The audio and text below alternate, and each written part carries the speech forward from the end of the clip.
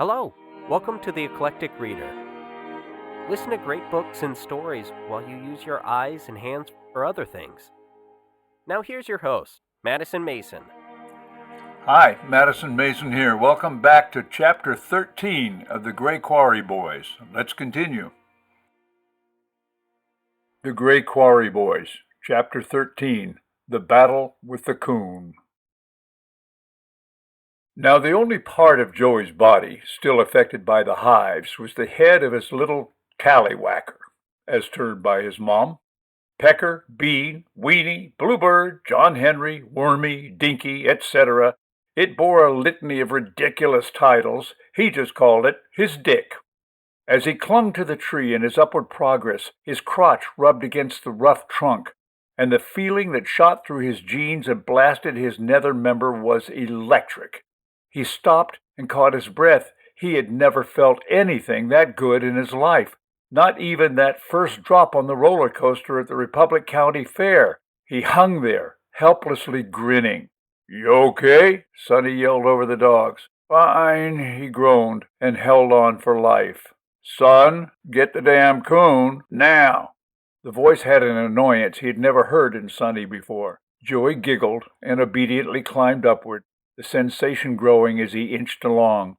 Warm sweetness flooded through his loins and weakened his knees to where he had to pull himself upward with his arms as his legs quickly became worthless. Suddenly he had a boner. He laughed and climbed higher, the warm, delicious sensation sweeping his frontal area. The more he climbed the tree, the better it felt. As his weenie happily rubbed the trunk of the old pine tree, he was in perfect concert with nature. It was great! He grinned and climbed higher. Glorious sensations coursed through his abdomen and his stomach. He climbed higher and grinned wider until he reached a branch 40 wonderful feet in the air where the raccoon hid. "What's so funny?" Sonny yelled from below. He straddled the branch and rocked gently back and forth to maintain the heavenly feeling. It made him gleefully dizzy. "Oh, nothing," Joey barely whispered. "Do you see him?" "Nope," he answered, his eyes rolling back. The feeling spread through his entire body now, in his chest, surging through his throat, tickling the roof of his mouth. "He's about 10 feet out on that branch. See him?" "Great," Joey mumbled drunkenly. He began scooting out to the end of the branch, but this presented a dire problem. To shinny out the branch, he had his full weight on the source of joy, and each centimeter forward meant another jolt. He still couldn't see the raccoon, but he couldn't see anything. He was cross-eyed with bliss. Nothing had ever felt this good. His own thoughts abruptly snapped at him to pay attention or get killed. Joey shook away his drunkenness and stared wide-eyed into the dark, trying to focus.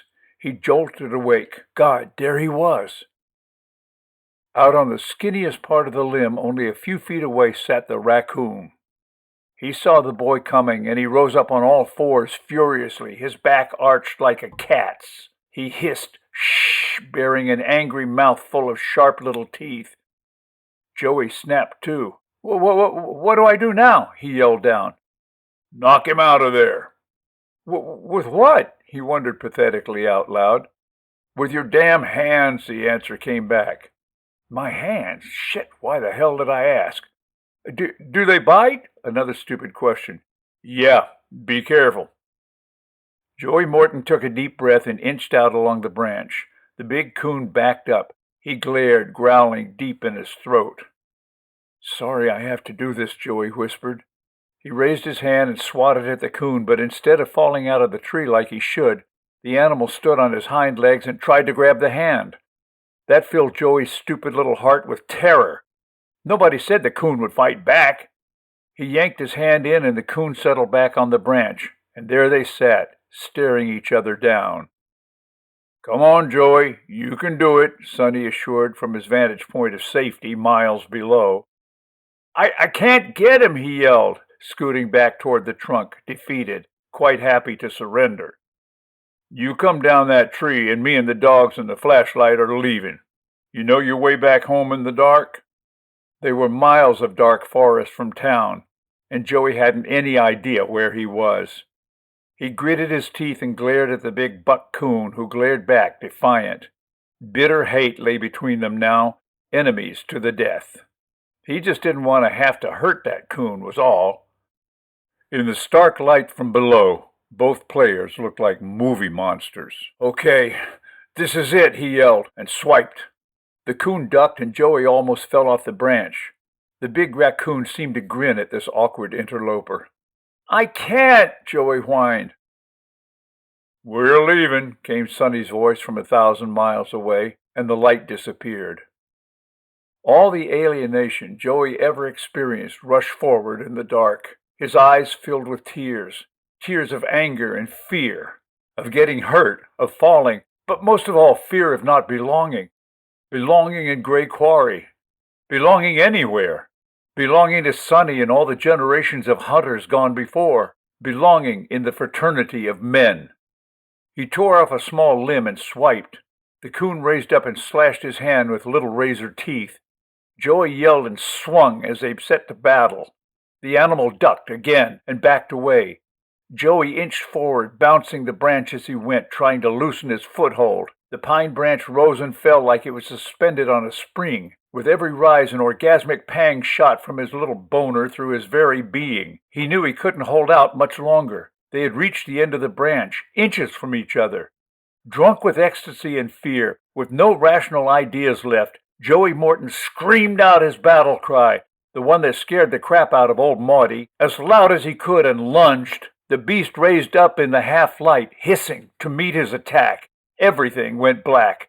Joey felt himself fall, bounced off branch after branch in the dark, hit in the chest, the legs, the back, grabbing, slipping, trying to cover his face and eyes as he dropped, crashing down through the tree.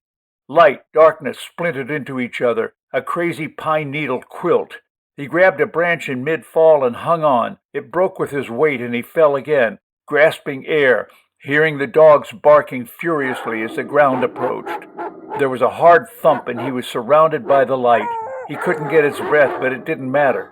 He wouldn't have been able to use it anyway. The dogs were on him in a flash, tearing at his back and flanks, ripping his jacket. He knew he was going to die. He could smell their hot breath and hear Sonny beating them and pulling them off.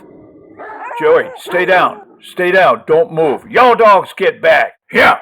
Joey curled into a tight ball and lay gasping as Sonny pulled them off and snapped the chains onto their collars. The light threw unhinged designs through the woods. Suddenly Joey caught his breath and sat up, flailing his arms. "The coon! Where the hell's the coon?" At that moment, something dropped heavy and soft onto his head and scrambled down his shoulder and across his lap. The big buck raccoon was getting away. Joey went wild. "Hey!" he screamed. The coon stopped in his tracks and turned to glare at the kid. Before Joey knew what he was doing, he reached out, grabbed the gunny sack, and dived for the coon like a madman. The beast turned to run, but Joey opened the mouth of the burlap bag and yanked it down over him. And as the coon struggled to get out, the great hunter snatched the sack closed and held it up in the air. Sonny stood staring, his mouth agape. "Well, shit fired, save the matches. If you ain't a coon hunter after all, buddy." "Damn straight," Joey grinned. He acted from the same instinct that propelled the dogs and coon through the night, and he thrilled with a glow of satisfaction. Sonny tied the hounds to a tree and carefully went over him top to bottom with the flashlight, making sure there were no broken bones or serious cuts.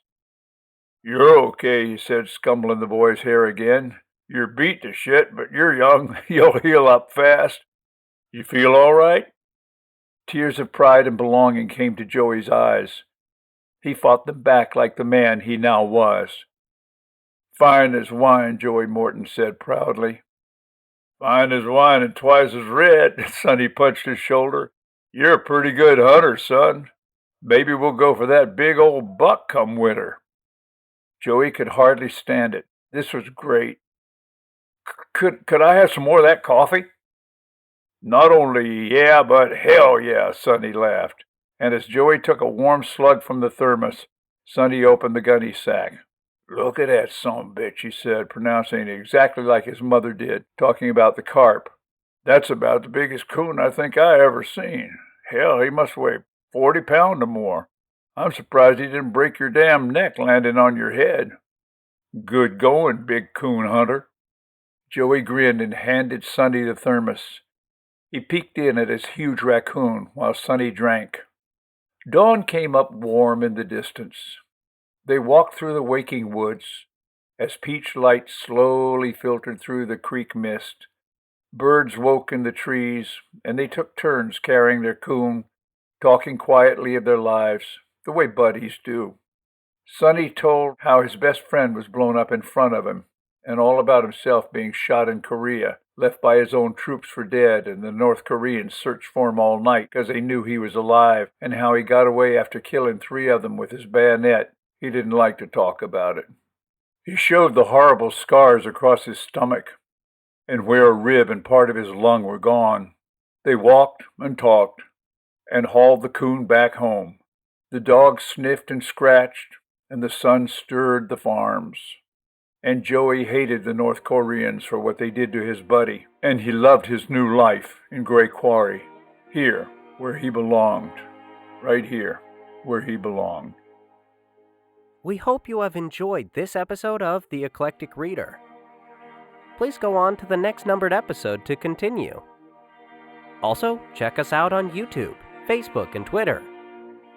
If you'd like to help support the project, you can donate under Madison Mason at Patreon.